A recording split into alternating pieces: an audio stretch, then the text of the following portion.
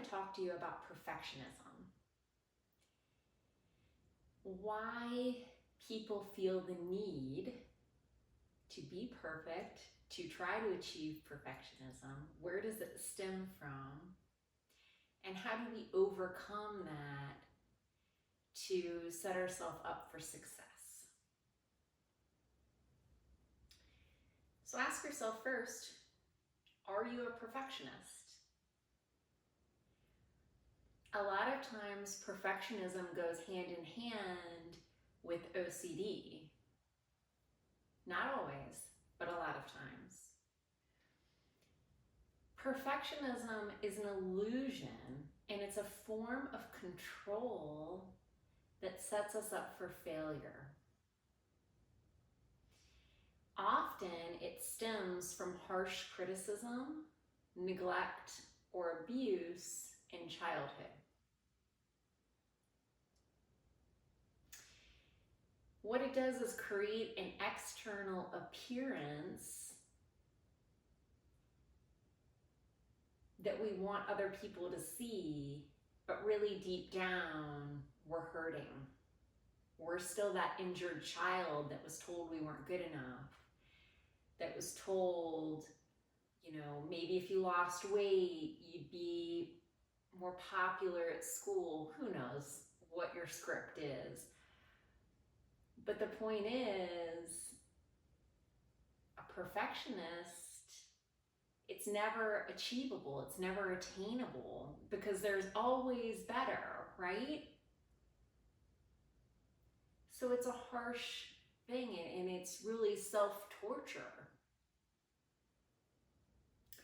So while we might crave acceptance and love from other people because we lacked that in childhood, perfectionism is not the way to achieve that. So today I'd like to offer you 3 activities that you can practice that will help you to know that you are good enough. You are worthy. You don't have to prove anything to anyone else. Okay, so number 1 is you may need to go within and reparent yourself. So what does that look like? That really is just about maybe writing a letter to your inner child, telling your inner child that you're safe now. As an adult, you will protect this inner child. It might look like telling yourself all the things that you needed to hear as a child that your caregivers or parents did not provide for you. So it's turning all of those, you'll never be good enough, you'll never amount to anything in life. It's turning all those negative statements into what you really need to hear, which is, with hard work and determination, you can accomplish anything that you want to accomplish. So being your own parent, reparenting yourself, changing the script in your mind, that's tip number 1. Tip number 2 is to correct your inner dialogue. So we all have this inner voice within us, and the inner voice tends to be very critical. We tend to be our own worst critic. So ask yourself if you're talking to yourself the way that you would talk to your best friend or someone that you loved dearly. Are you treating yourself the way that you would treat your best friend or someone you love dearly? Or are you being harder on yourself? We have a tendency to punish ourselves because of past wounds. So if you're carrying 12 bags of groceries loaded up on your arms for 4 blocks, for example, why? Why not get a nice tote bag that you can throw over your shoulder to put some of those bags in? Or get a roll cart that you could. Would you let your grandmother carry all those bags on her arm? If your answer is no, then why are you doing that to yourself? So being kind to ourselves, changing the script in our minds, as well as changing how we treat ourselves, how we go about our daily chores and activities. And then finally, practicing self-love and acceptance. So how do we do that? How do we do that when we weren't taught as children that we were lovable? We were outcast. You know, maybe you were bullied in school. Whoever created these scripts for you, they were wrong. You are lovable. You are accepted. So we do this through journaling.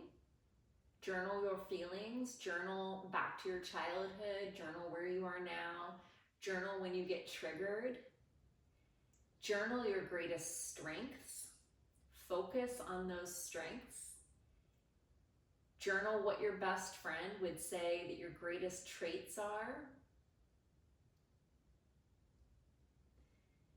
and practice positive affirmations. All of these things in time, it won't happen overnight, but in time will help you believe deeply that you are love. You are the divine. The divine is within you. The divine is within us all. And when you let the dark come into the light, there is knowledge over ignorance. There is victory. There is light over dark. And this is where we triumph. Anyone who's had abuse or trauma in their life has to come to acceptance of that, but then they need to rise up into the light where they find self-love and acceptance. So don't strive for perfectionism. Throw that word out the window. Strive for being just a tiny bit better than you were the day before. Stop comparing yourself to anyone else. You're not them. They are not you. You have your own unique set of special gifts to offer to this world. You are magical in your own way. So that's my tip for the day on ditching perfectionism and stepping into authenticity, into who you really are.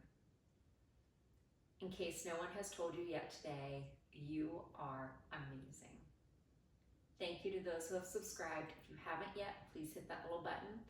Feel free to share this video with anyone that you know that may be striving for perfectionism and suffering as a consequence.